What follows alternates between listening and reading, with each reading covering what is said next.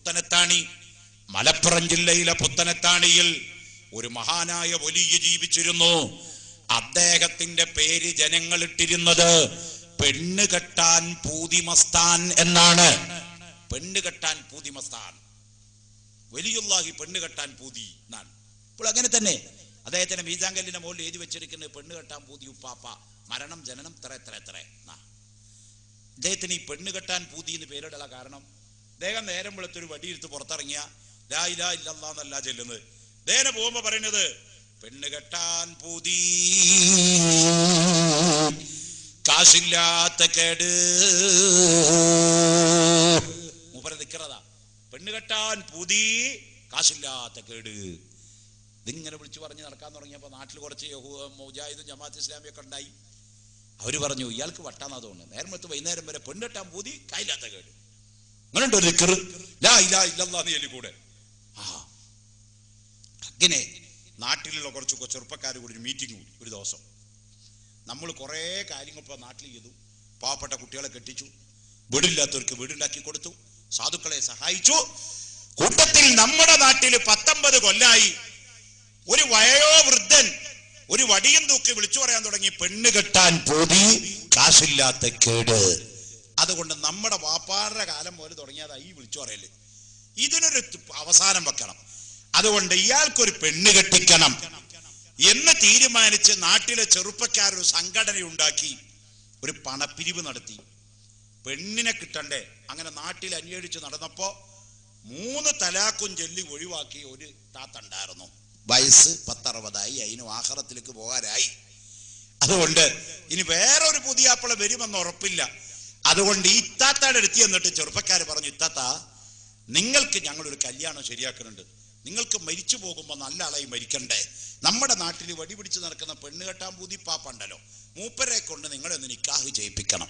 തന്നെയല്ല, മൂപ്പര് കുറെ കാലമായി നാട്ടിൽ കൂടെ പറഞ്ഞുകൊണ്ട് നടക്കുന്നത് പെണ്ണ് കെട്ടാൻ പൂതി കാശില്ലാത്ത കേട്. സാധു അദ്ദേഹത്തിന് കാശില്ലാണ്ട ഞങ്ങളൊരു പിരിവൊക്കെ നടത്തി ഒരു 5-8 പവന്റെ ആഭരണങ്ങളൊക്കെ വാങ്ങിച്ച് മഹർ കൊടുക്കാനുള്ള സ്വർണം വാങ്ങിച്ച് നിങ്ങൾക്ക് നിക്കാഹിനുള്ള പണം ഞങ്ങൾ തയ്യാറാക്കിയിട്ടുണ്ട്. അതുകൊണ്ട് നിങ്ങൾ ഭാര്യയാവാൻ തയ്യാറാവണം.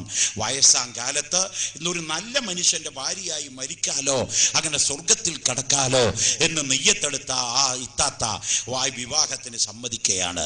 ദിവസമൊക്കെ പറഞ്ഞുറപ്പിച്ചു, നിക്കാഹിന്റെ ദിവസമൊക്കെ ഉറപ്പിച്ചു. പെണ്ണ് കെട്ടാൻ പൂതി ഉപ്പാപ്പാനെ തെരഞ്ഞ് ചെറുപ്പക്കാരിങ്ങനെ നടന്നപ്പോ ഒരു പീഡിയത്തിനട മുമ്പത്ത് ഇങ്ങനെ ഇരിക്കുക. പാപ്പാടി എന്നിട്ട് പറഞ്ഞു, പാപ്പ ഞങ്ങളുടെ ജീവിതത്തിൽ ഒരു സന്തോഷമായ ദിവസമാണെന്ന്. എന്തേ? ഞങ്ങളുടെ വാപ്പാരുടെ കാലം മുതല് ഞങ്ങൾ നിങ്ങളെവിടെ കാണുന്നുണ്ട്. അന്ന് മുതൽ ഇന്ന് വരെ നിങ്ങളെ വിളിച്ചു പറഞ്ഞു നടക്കാണ് പെണ്ണ് കെട്ടാൻ പൂതിയുണ്ട് കാശില്ലാത്ത കേട് എന്നാ. അതുകൊണ്ട് ഞങ്ങളൊരു പിരിവൊക്കെ നടത്തിയിട്ട് നിങ്ങൾക്കൊരു സ്ത്രീയെ ഭാര്യയായി കണ്ടുവെക്കുകയും ചെയ്തിട്ടുണ്ട്. നിങ്ങൾ അതിനെ വിവാഹം കഴിക്കാൻ തയ്യാറാവണം.